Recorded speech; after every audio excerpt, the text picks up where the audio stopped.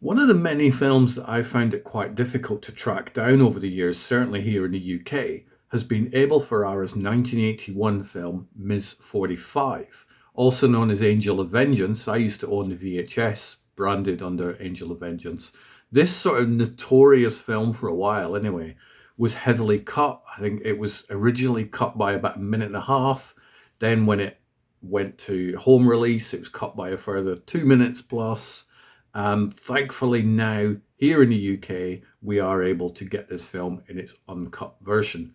It runs for just over 80 minutes, so about 80 minutes and 40 odd seconds. It is the follow up film in the career of Abel Ferrara's Driller Killer. So it's not a follow on, it's not a sequel to Driller Killer, but it keeps a lot of the same tone of the early Abel Ferrara movies. And it is a tone that I really, really like.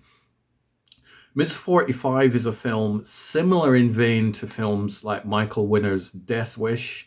It is set in easily the most cinematic time for films set in New York. The New York of the 70s and early 80s certainly doesn't look like a place I would want to live, but from a film fan's point of view, it looks amazing on screen. So, familiar with films like The Warriors, Taxi Driver, Death Wish, I've already mentioned, Fort Apache, The Bronx, and Ms. 45 all fit into this. Oh my God, how scary does New York look? It looks wonderfully cinematic, but it looks absolutely terrifying. Ms. 45 has been categorized as a revenge movie. There is a certain word, those who have seen the film know what the sort of what style of revenge genre film this is, but YouTube go a bit sniffy if you use certain words, so I will be substituting certain words about the film, so do wish me luck. The film is the big screen debut of Zoe Tamerlis, credited as Zoe Lund in future movies. She was 17 years old when she took the role of Thana in this revenge thriller. So the basic premise of Miss 45 is Thana is a mute, so she can't speak. She only utters one word in the entire movie, and she is attacked. There's substitute. She's attacked on her way home by a masked scumbag played by Abel Ferrara, but credited as Jimmy Lane. She staggers home, gets back to the safety of her apartment, only to find that there is another scumbag there who is ransacking her house. She is then brutally attacked again, and this is where Thana snaps. So it goes from a sort of I spit on your grave type territory in those first few minutes of the film to Charles Bronson in Death Wish going sort of full Paul Kersey type revenge on the streets of New York. It is a short film. It is tightly paced. It does have that wonderful Abel Ferrara look to it. So if you've seen films like King of New York, you've seen films like Bad Lieutenant, you've seen films like China Girl, all really good films, but not family films. And Ms. 45 is certainly not a family film. On the brutality scale, it isn't quite as visually graphic as films like I Spit on Your Grave or Michael Winner's Dirty Weekend, which would come many, many years later. But subject-wise, it still is as powerful as it was back in 1981. I think Zoe does an incredible job playing Thana, and Abel Ferrara is doing his thing and just making people feel really uncomfortable whilst watching his films. I'm a huge fan of Abel Ferrara. I have the pleasure of meeting the guy. And yes, he is Abel Ferrara. He is exactly how you think he would be. Now, sometimes when it comes to purchasing Blu-rays and DVDs, I am a huge fan of special features. I do love my special features. Many people know this. And so the more special features, the happier I am. Now, Ms. 45 doesn't come feature packed. So for me, this purchase falls into the camp of I'm able to get the film. I'm able to get it in a really good restoration, both audio and video.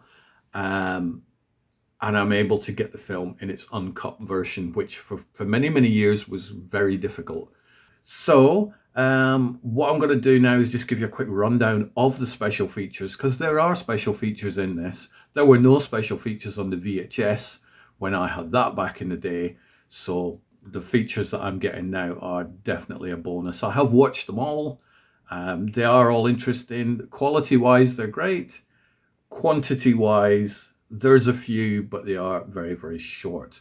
So let's put up a nice little still image of the wonderful Zoe Tamerlis, and then I will put on screen the special features that you in fact get. Ready? We shall begin. So first up, there is an audio commentary by Alexandra Heller Nicholas. She is the author of I'll have to say, of a revenge filmed, a critical study and cultographies. So she heavily knows about Miss 45. And it is a fascinating commentary. I'm usually not a fan of commentaries that are done by people that aren't connected with the film. However, Alexandra knows her stuff about this movie, and so it is a fascinating chat track, so I do recommend you check that out. Next up, we have a 20-minute featurette called The Voice of Violence, a new featurette with film critic BJ Colangelo. It's more of a video essay type thing. I'm not a huge fan of the video essays, but they are growing on me. It's just not a style of featurette that I was too familiar with before. But I am starting to see more and more of these on some of the Second Sight films releases and some of the Arrow films. So I'm getting used to them, and I am sort of learning to appreciate them. But this one lasts 20 minutes. Next up, we get there's 3 interview featurettes. Now, these are pretty much archival. They are a little bit short. There's an archival interview with the man himself, Abel Ferrara. It was recorded in 2014. He tells stories about how he met Zoe and his interactions with her. It does only last for 8 minutes, which is a little bit of a shame, because I know that Abel can talk for a lot longer than that. But it is worth watching, and I did enjoy that. Next up is a 10-minute featurette with the film's music composer, Joe Delia. I'm a fan of Joe's. He once commented, I think, on one of my YouTube channels, the one when I'd shot Abel Ferrara doing a Q&A. So I was quite chuffed with that he'd commented on it. So a nice little 10-minute conversation with Joe. Next up is a 10-minute featurette, again recorded in 2014, with the creative consultant Jack McIntyre. He tells a story about how he and Abel first met and their interactions, and then obviously filming Miss 45. So it's kind of short, but if you add these 2 10-minute ones and the 8-minute ones, you've got near enough half an hour worth of interviews, which again is more than I ever got on VHS. For fans of short films, there is a couple of interesting short ones from a filmmaker, Paul Rachman. Now, they focus on the life of Zoe Tamerlis, aka Zoe Lund, when she got married. The first one is Zoe X Zero, which is a 6-minute short film, and you get to hear some stories about Zoe from her husband, Bob. This is shot while Bob is driving somewhere, so it's pretty much passenger seat, pointing camera at driver while driver tells stories about Zoe. It's interesting, and I make of that what you will. I don't know if it's a clever short, but it's an interesting short, and it's nice to hear the stories of Zoe. We also get another one which is 6 minutes long called Zoe Rising. This was shot 2011, and we get to hear stories about Zoe from her mother. Now, just in case those of you who are wondering why all these stories are being told about Zoe, Zoe unfortunately passed away a few years ago at a very young age. So these are sort of fond looking backs at Zoe. Both are worth watching, but I kind of wish they had been longer. There's also a theatrical trailer and an image gallery included on the disc. And that is it for the special features. So the list is short. We're getting just short of half an hour worth of featurettes. We're getting 12 minutes worth of short films, and we are getting like an 81-minute commentary by Alexandra. So it's not a huge, stacked, packed list, but it's a lot better than the old days when you would just get the film on a pan and scan VHS with no extra features at all. Abel Ferrara has done commentaries in the past. Not quite sure why one hasn't been done for Ms. 45. Guess he's got his own reasons. I don't know. But I would like to have. I mean, I could pretty much sit down and listen to Abel Ferrara talking about most of his films. He's a very unique filmmaker.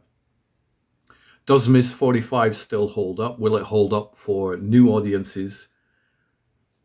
I think if you can go into the film and remember it was shot on a relatively, scale production in 1981 without permits in many ways, then you can appreciate that this is one of Abel Ferrara's gritty films. I prefer the older Abel Ferrara movies like Ms. 45, King of New York, Bad Lieutenant, China Girl. I think some of his more modern films, for me, don't gel as much. I kind of wish he would get back to that really gritty stuff. But that's just a preference. And I love the fact that Arrow have now released this Ms. 45 in its uncut version, in a 4K release for us all to see. So have you seen the film? Do you like the film? I had filmmaker Neil Johnson message me. I'd mentioned that I was going to do this video at some point on one of the recent podcasts. And he messaged me and he's like, where should I start with Abel Ferrara movies? So I went back and I said, King of New York would definitely be my start off point if you're not familiar with Abel's work. Bad Lieutenant, although Bad Lieutenant is a very brutal film to watch, it does not hold back. And I think third place would be Ms. 45, which is a film that I do love. It's a difficult film to recommend because of its subject matter, but if you like films like Death Wish and these sort of revenge movies, or vigilante movies is a better way of phrasing it, then do check out Ms. 45, also known as Angel of Vengeance in some territories. But as a bit of an added note there, because I realised that I forgot about the fans who love the packaging, and there are a lot of packaging fans out there. So what you get with this, you get a reversible sleeve, which Arrow are great with their reversible sleeves. There is also, one of the sleeves has some new commissioned artwork by Sister Hyde. There is one of those lovely little Arrow collector's books in there. You get some new writing by Robert Lund, who was married to Zoe. There's a bunch of photos in there that have not been seen before of Zoe. And there's archival, what do you call them, essays that are in there as well. And there's also a double-sided fold-out poster that you get. Now, I don't have my hands on that, otherwise I would show it to you. I was able to get a screener disc of Ms. 45, not the actual finished Blu-ray itself, but I will be adding that to my collection at some point in the future. So the double-sided poster art, I will try and find a picture of it and add it onto the screen somewhere. But for those of you who like to take the posters and put them in frames, get the Ms. 45 one and you can add that to your collection. So there we go.